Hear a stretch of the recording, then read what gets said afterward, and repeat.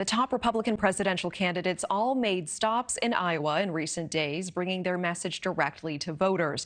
The hopefuls who spent the most time in the Hawkeye state were Ron DeSantis and Nikki Haley, the latter making a push to pass Florida's governor for second in the polls. But what exactly would that take? For that, we are joined by Jennifer Nassour, regional co-chair of Women for Nikki Coalition, the former chair of the Massachusetts Republican Party as well. Jennifer, thanks so much for joining us. Thank you for having me. So we are taking a look at these recent polls. They do have Haley inching closer to DeSantis nationally as well as in Iowa. She has moved ahead of him in New Hampshire entirely. What do you attribute this movement to?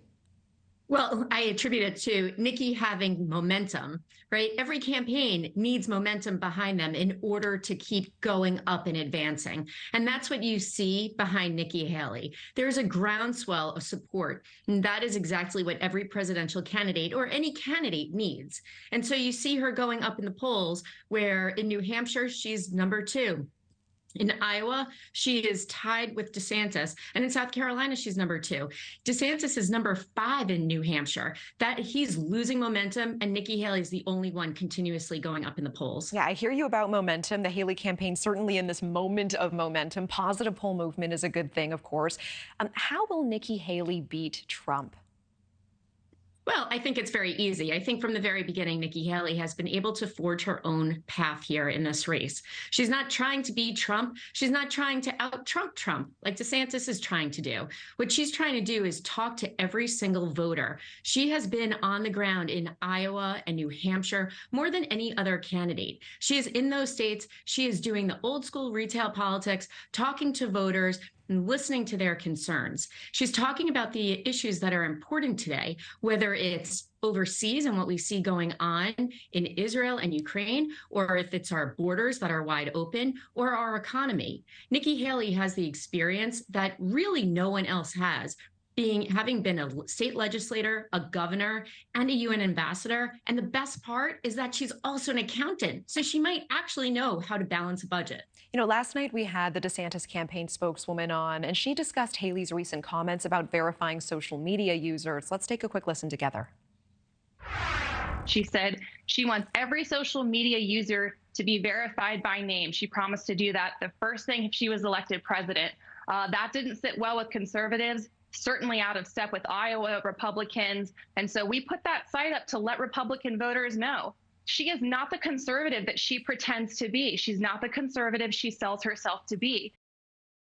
She is not the conservative she sells herself to be. What is your reaction to that statement? My reaction is that DeSantis and his campaign are very desperate. And so at this point now, they're lying, because you see in poll after poll, Nikki Haley is the only candidate to beat Biden by at least 9 points in those very important states. And so if you look overall, Nikki Haley beats Biden by about 13 points. DeSantis can't even come close. So his campaign is faltering, they're failing, and they're starting to lie. Nikki Haley did not say anything like that. And they can splice and dice as much of the video as they want to, but they're just desperate at this point. And both DeSantis and Ramaswamy campaigns, and both of them recently releasing merchandise on their websites as well, featuring quotes from Nikki Haley. Is she concerned about these kinds of attacks? No, because they're acting like little boys in a sandbox. And I'll tell you, I think what America needs now, they're done. They're done having a president who walks over to a flag and goes to shake the hand of a flag. And they're done having presidents that are making fun of people and calling people names. What we need now is we need the adult back in the room. We need an adult in the White House. We need someone who has policy priorities and the best interest of every single American in mind. I want to ask about Haley's recent comments on abortion. Specifically, she was speaking to an audience of conservative Christians in Iowa on Friday, just a couple days ago. She was asked whether she would sign a 6-week ban when she was governor. And she said yes, whatever the people decide. That this was put in the states. That's where it should be. Everyone can give their voice to it. Now, a Biden campaign spokesperson then said Haley is a, quote, anti-abortion MAGA extremist who wants to rip away women's freedoms. Does her recent comments on the 6-week ban alienate some of the moderate suburban women who she's hoping to attract? No, again, Biden's campaign is very concerned that the presidential nominee from the Republican side is going to be Nikki Haley.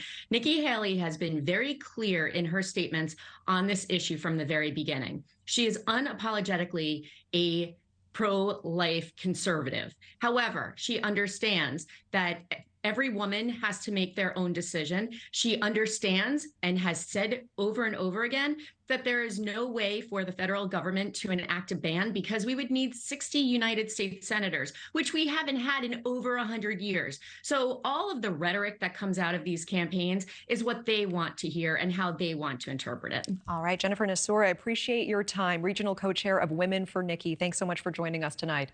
Thank you for watching. Go to newsnationnow.com to find News Nation on your television provider. And don't forget to click the red subscribe button below to get more of News Nation's fact-driven, unbiased coverage.